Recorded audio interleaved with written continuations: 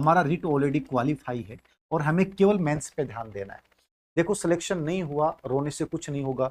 कई चीजें हैं, अपने दिमाग में बहुत सारी चीजें आती हैं, सर 2 नंबर हो जाते, 4 नंबर हो जाते, कोई नहीं सुनने वाला। यदि आप सिलेक्शन की लिस्ट से बाहर हैं, इसका मतलब कुछ नहीं हो सकता। आपके पास एक ऑप्शन है कि आप जबरदस्त मेहनत करें। सोशल मीडिया पे या किसी टीचर के सामने रोने से कुछ नहीं होगा, कोई संवेदना व्यक्त कर देगा।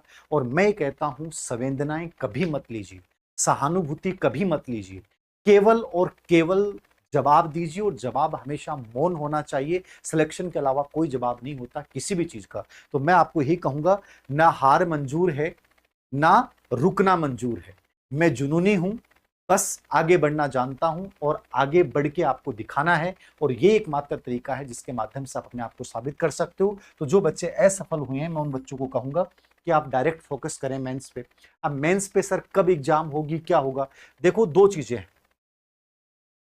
अध्यापक भर्ती परीक्षा आएगी, सरकार को ही पता है, कोई बहुत ज्यादा अच्छा माहौल नहीं है सरकार के लिए भी फिलहाल, ठीक है। तो सरकार इस लेवल पे डीपीसी को लेकर बहुत चिंतित है और इसने अपने लेवल पे कंडीशन के साथ डीपीसी करने का प्रस्ताव जो है वो प्रक्रिया शुरू हो रखी है। वो जल्दी हो जाएगी जब भी हो।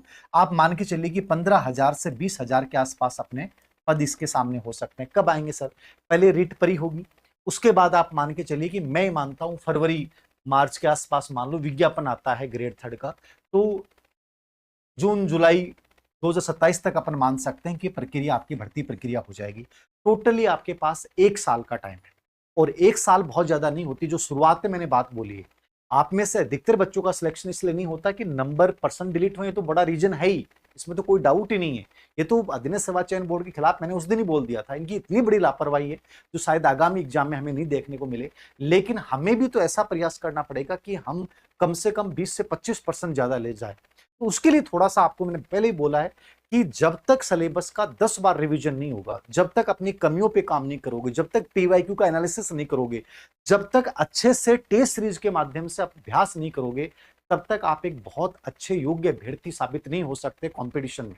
तो ये चीजें आपको तब करनी है जब आपके पास पर्याप्त टाइम हो। वैकेंसी आने के बाद तो टाइम मिलता ही नहीं है। तो कोई बच्चा कहेगा वैकेंसी आने के बाद करेंगे सर, कब आएगी? नहीं, आपको अभी से सीरियसली हो जाना है, जोरदार अनुशासन बनाना है। और मैं कहता हूं बहुत गजब तरीके से मेहनत करोगे तब जाके पहुंचोगे। कोई सिलेक्शन यूं नहीं होता है 2 या 4 महीने की तैयारी से। तो जो मेंस की तैयारी कर रहे हैं बच्चे, मैं कहूंगा अभी से जुट जाइए